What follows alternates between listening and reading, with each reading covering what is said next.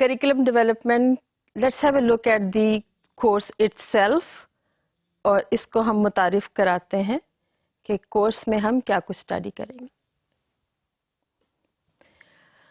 Curriculum کا لفظ بہت سارے اور الفاظ کی طرح جب ہم ایجوکیشن کو اسٹڈی کرنے جاتے ہیں تو ہم اس کے کیا، کیوں اور کیسے پر توجہ ضرور کرتے ہیں. یہاں پر بھی ہم کریکولم کی واٹ، وائی اینڈ ہاؤس کے اوپر تھوڑی توجہ کریں گے. And then we will look into what is curriculum and why we are using this term of curriculum field.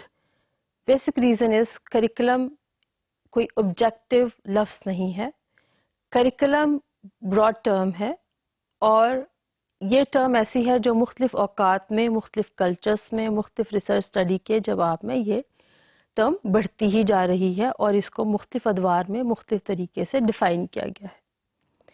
ہم اس کورس میں کریکولم سے متعلقہ پرسپیکٹیوز یا تناظرات میں دیکھیں گے کہ اس کے ویوز کیا ہیں، اس کے بارے میں نیچر کیا ہے کریکولم کی اور اس کو کس طرح سے متعارف کرایا جاتا ہے.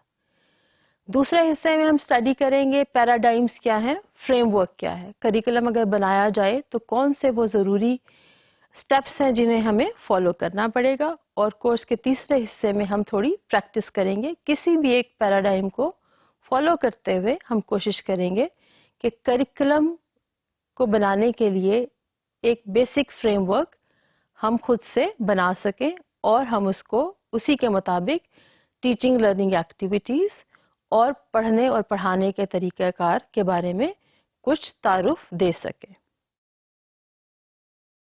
Now let's look at the word curriculum in itself. Curriculum کا لفظ جب بھی ذہن میں آتا ہے so what we start asking is what knowledge is worthwhile, why it is worthwhile, and if it is worthwhile at all, how we are going to acquire this knowledge.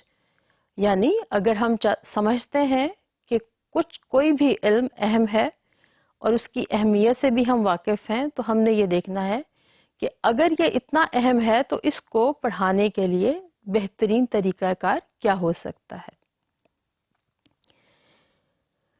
یہ تین بیسک سوالات what knowledge is worthwhile, why is it worthwhile and how it is to be acquired یہ ایک back bone کی حیثیت رکھتا ہے teacher بنانے کے پروگرامز میں جس میں آپ ان سروس اور پری سروس پروگرامز کو شامل کر سکتے ہیں.